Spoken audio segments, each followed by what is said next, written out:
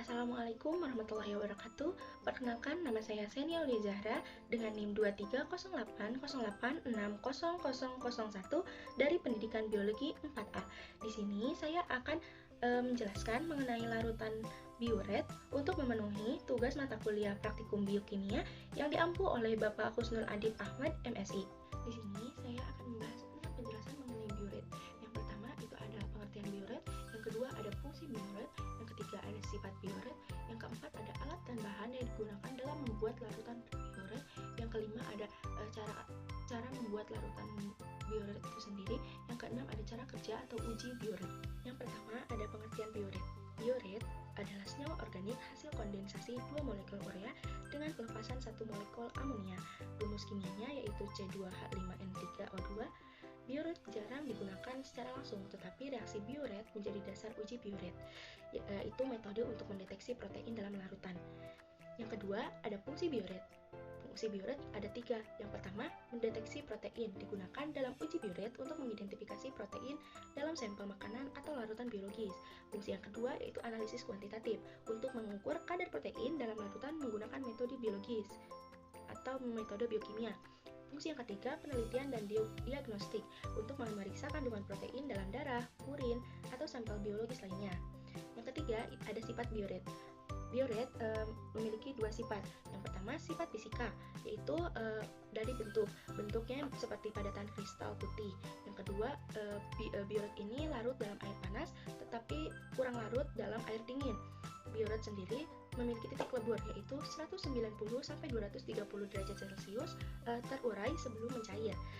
Sedangkan di sifat kimianya, biuret memiliki sifat ikatan peptida, yaitu memiliki gugus CONH seperti pada protein. Reaksi dengan Cu2+ membentuk kompleks ungu dalam uji biuret. Yang terakhir, sifatnya adalah stabilitas, stabil pada suhu kamar, tetapi terurai menjadi sianurat dan amonia pada suhu tinggi. Yang keempat yaitu alat dan bahan. Tembaga 2-sulfat, potasium sodium tartar, sodium hidrosid, kalium iodida, tabung ukur dan labu ukur, gelas beker, sendok pengaduk distilled water, pipet ukur dan pipetet, timbangan analitik, botol bening untuk cairan yang sudah jadi. Yang kelima, cara membuat larutan biuret. Pertama, timbang tembaga sulfat sebanyak 0,3 gram menggunakan timbangan analitik. Lalu, pindahkan ke dalam gelas beker. Selanjutnya, timbang natrium kalium tartat sebanyak 1,2 gram, kemudian tambahkan dalam gelas beker. Tambahkan 50 ml Aquades ke dalam campuran gelas beker. Aduk hingga semua bahan larut dan tercampur merata. Selanjutnya, timbang kalium iodida sebanyak 0,2 gram, lalu tambahkan ke dalam larutan. Aduk hingga kalium iodida larut sempurna. Kalium iodida berfungsi untuk mencegah reduksi tembaga selama penyimpanan. Pindahkan larutan dari gelas beker ke dalam labu ukur menggunakan corong. Bilas gelas beker dengan sedikit Aquades, aduk menggunakan sendok pengaduk, lalu tuangkan bilasan ke dalam labu ukur. Ukur 75 ml NaOH menggunakan tabung ukur, lalu tuangkan ke dalam labu ukur melalui corong. Bilas tabung ukur dan corong dengan sedikit Aquades, lalu tambahkan ke dalam labu ukur. Tambahkan Aquades hingga volume larutan tepat 200 ml. Tutup labu ukur, lalu balikan beberapa kali agar larutan tercampur secara homogen.